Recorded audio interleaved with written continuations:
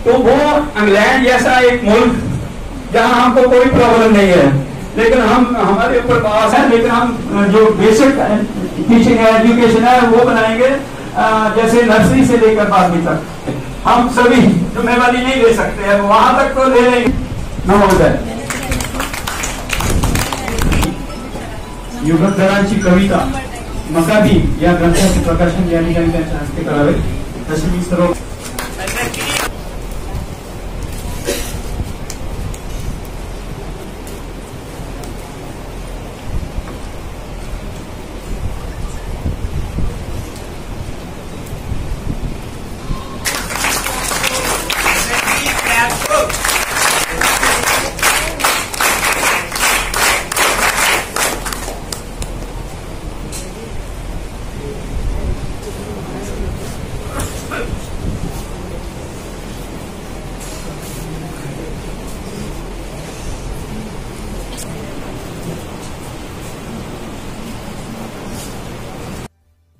बाबासाहेब आंबेडकर या प्रेरणांना मी विनम्र अभिवादन करतोय। वेळ अतिशय कमी आहे नेहमीप्रमाणे, आणि या हॉलचे सन्माननीय सेक्रेटरी बानाईचे इथे बसलेले आहेत। सर वेळ आहे 5-10 मिनिट? आजचा कार्यक्रम जो आहे, आजचे जे सत्कारार्थी आहेत ते आदरणीय प्रेमानंद गजवी सर, ज्यांची नाटकं ज्या काळामध्ये धनवटे रंगमंदिर होतं आणि धनवटे रंगमंदिर हे चळवळीचं केंद्र होता, तो चौक जो होता तो चळवळीचं केंद्र होतं, आणि त्या काळामध्ये आम्ही ती नाटकं बघायचो। आम्ही श्रीराम लागूंचंही नाटक बघितलंय, आणि पथनाट्य चळवळीमध्ये काम करत असल्यामुळे गजवी सरांच्या नाटकांच्या बद्दल आम्हाला माहिती होती।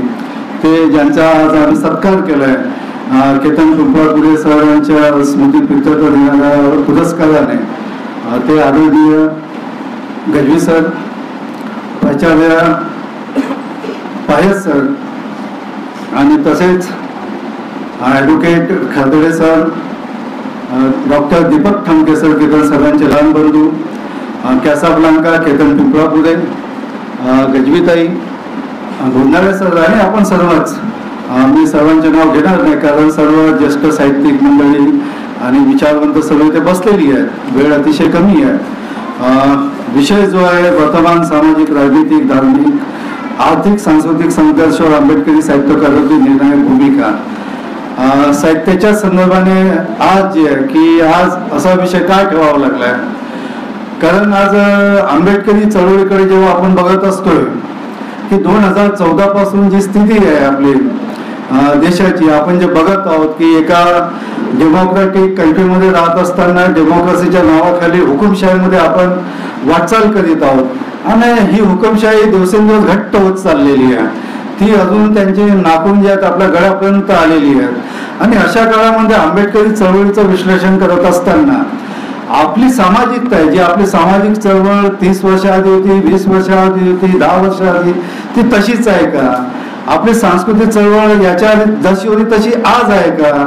आपली राजनैतिक चळवळ जी होती, राजकारण जे होतं ते तसं जसं होतं तसं आहे का? आणि आज हे प्रश्न आवाजून आपल्या पुढे आहेत, म्हणून हा विषय ठेवावा लागलाय। आज आपल्या सामाजिक याच्यावरती आपण बघत असतोय तर आपल्याला असं बघतं की प्रचंड विघटन आहे। सरांनी म्हटल्याप्रमाणे प्रचंड प्रत्येक क्षेत्रामध्ये आपण विघटित आहोत, आणि ह्या अशा कालखंडामध्ये आपण उभं कसं व्हायचं?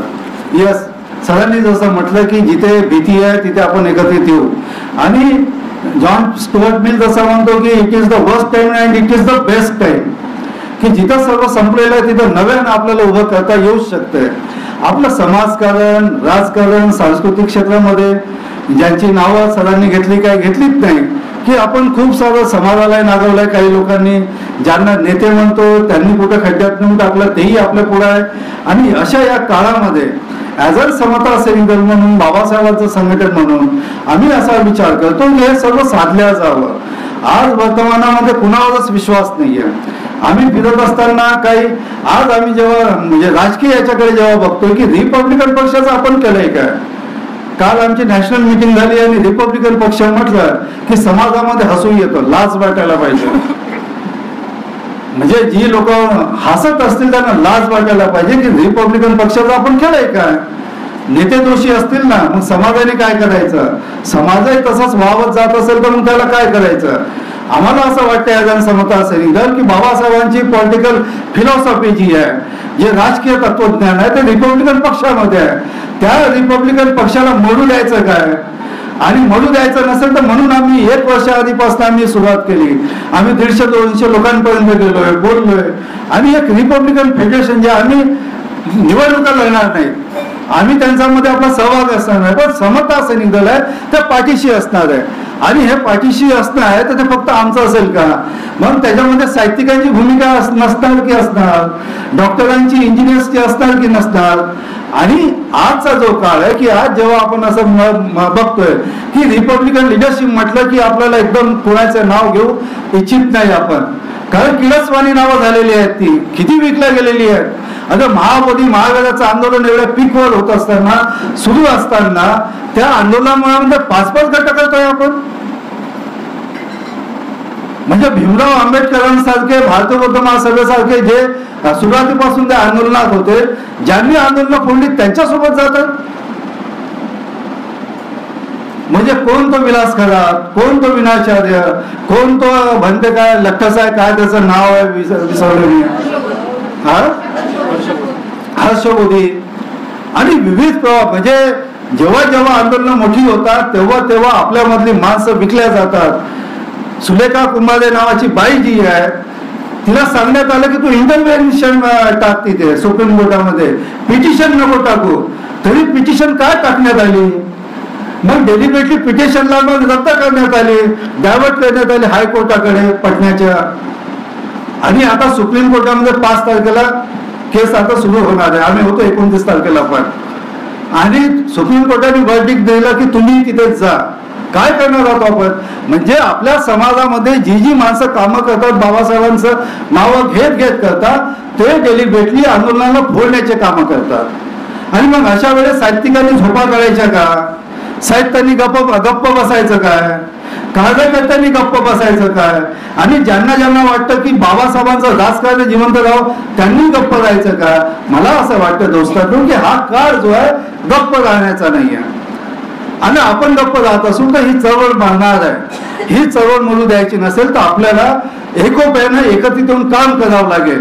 गल्लीपासून दिल्लीपर्यंत नेते सगळ्यांनी पायसळी, जसं म्हटलं की आपण नेत्यांच्या म्हणजे जे काही असतील चांगले त्यांच्यासोबत, पण साला जिकडे तिकडे बघितलं वाईटच दिसतात. मॅक्झिमम खूप कमी लोक आहेत, खूप कमी साहित्यिक असे आहेत की जे निष्कलंक आहेत, खूप असे कार्यकर्ते जे कमी आहेत निष्कलंक आहेत. ह्या सर्वांचा शोध घेऊन आपण एकत्रितपणे पुढे जाऊ शकतो का, आपण या चळवळीला वाचवू शकतो का, वाचवण्यापेक्षा नव्हे त्याला आपण नवी उभारी देऊ शकतो का. हे जर करत असू तर मला वाटते आपण पुढे जाऊ शकतो. आपल्या चळवळीला, आपल्या पिढ्यांना आपण वाचवू शकतोय. आपल्याला अपेक्षा ज्या आहेत म्हणजे कुणाकडून घ्यायचं. चीफ जस्टिस ऑफ इंडिया जे बनलेले आहे, आदरणीय आहे की चला एक आनंद आहे की आपल्या समाजाचा एक बुद्ध माणूस त्या पदावर जाऊन पोहोचलाय. मग त्यांनी केलंय काय. मग ज्या आरक्षणामुळे आमच्या SC ST OBCचे सर्वे होता त्याच्यामध्ये वर्गीकरण करताय तुम्ही, त्याचं समर्थन करताय. म्हणजे आपण विचार करायला पाहिजे की आपण कोणत्या दिशेने चाललेलो आहोत. आणि या दिशाहीनतेकडे 58 पक्ष असतील किती असतील माहित नाही, रजिस्टर 2-4च असतील कदाचित, पण जेही आहे, पण एक्झिस्टिंग लिडरशिपला किक आउट केल्याशिवाय या समाजाचं भलं होणार नाही आहे. आणि एक्झिस्टिंग साहित्यिक जे चांगले आहेत त्यांना घेऊन आपण पुढे गेलो त्या समाजाचं भलं होणार आहे. जे जे वाईट आहे त्यांना बाजूला सांगणार. आता उरलेस तर आहोत आपण इथे, किती कमी आहे. करोनाने खूप साऱ्या लोकांना घेऊन गेलाय. करोना उरले जे आहेत ते जे चांगले आहेत, थोडे बहुत बिघडलेले असतील, त्या सर्वांनी एकोपाने एका दिलाने पाठीशी जावं. रिपब्लिकन फेडरेशनचा जो प्रयोग करत आहोत सर आम्ही इथे, आम्ही समता सैनिक दल म्हणजे आम्ही त्याच्यामध्ये सोबत आहोत त्यांच्या. आणि ह्या रिपब्लिकन फेडरेशन जे आहे 10-15 म्हणजे नागपूर शहर जे आहे राजधानीचं केंद्र आहे, आंबेडकरी राजकारणाचं केंद्र समजलं जाते. देशभर फिरत असताना खूप अपेक्षा असतात लोकांच्या, पाया पडतात अक्षरशः. साली अवकाश नाही आपली की लोकांनी आपल्या पाया पडावं म्हणून. बघा साहेब आप दीक्षाभूमीचे आहे आणि आपण काय करतो. आणि अशा या काळामध्ये आपली जबाबदारी जास्त आहे ज्या काळामध्ये बहुजनवाद, वंचितवाद, ते अजून कोणता आझादचा कोणता पक्ष, रिपब्लिकन पक्षासाठी अतिशय उर्वर भूमी आहे. आपण त्याचा फायदा घ्यायला पाहिजे. राजकारणाने प्रश्न सुटत असतात, पैसे घेतल्याने नाही सुटत. त्या सोबत वाड्यावर जाऊन पैसे घेतल्याने नाही सुटत. राजकारणाने प्रश्न सुटतील जेव्हा राजकारणी आपले महानगरपालिकेमध्ये जातील, आपल्या नाल्या साफ होतील, चांगले दवाखाने उपलब्ध होतील, शाळा उपलब्ध होतील, विधानसभेत जातील आपली लोक, संसदेमध्ये जातील, तेव्हा कुठं काय होईल. आणि आपण निराश नव्हतो, आपण करू शकलो तर करू शकतो, कारण आपण बाबासाहेबांचे लेकरं आहोत. आपण ते करू शकतो. आपल्या बाबासाहेबांचा अदम्य विश्वास होता. त्यांनी सुरुवात केली, कंटिन्युटी होती त्यांची. आपली डिस्कंटिन्युटी झालेली आहे. खूप अविश्वास पेरण्यात आलेला आहे. काही लोक पैसे घेऊ काय जे काय करू द्या, पण खूप सारे चळवळीमध्ये चांगली माणसं आहेत, अजूनही कामं करतात, म्हणायला तयार आहेत. केतन सारखा साहित्यिक जो आहे, जो रस्त्यावरचा साहित्यिक आहे, रस्त्यावर मुर्दाबाद जिंदाबाद करणारा केतन आहे. केतन सारखी खूप सारी माणसं आहेत ना अजूनही.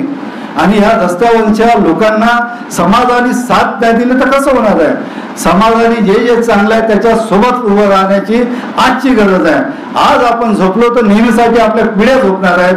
मला वाटते आजच्या दिवशी या अशा काळामध्ये ज्या ठिकाणी जगभर युद्धाचे सावट आहेत, गाजाचे चित्र कधी कधी येत असतात, बघत असतो ना, विदळून असतंय.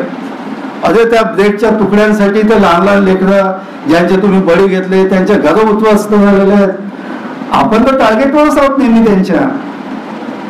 आपले तर सर्व रस्ते बंद करत आहेत, ते एज्युकेशननी करत आहेत, नोकऱ्यांनी करत आहेत, सर्व बाबतीमध्ये आपले रस्ते तर बंद करत झपाट्यानं जात आहेत, पुढे जात आहेत. मला वाटतं आपण जास्त झपाट्यानं पुढे येण्याची गरज आहे.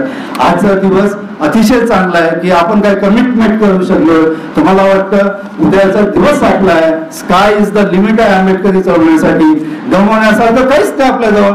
जे होतं सर्व गमावलं. ते कवाडे सरांनी गमावलं, गवईनं गमावलं असेल, उपदर्शनजींनी ज्यांनी गमवायचं त्यांनी सर्व गमावलेलं आहे. आता काही उरलेलं नाही. आपल्याला कशाची भीती आहे? काहीच भीती नाही आहे. स्काय इज द लिमिट आहे आपल्यासाठी. आपण खूप सारे मिळवू शकतो. हा अदम्य विश्वास घेऊन आपण जाऊया. जय भीम, जय बुद्ध, जय भारत.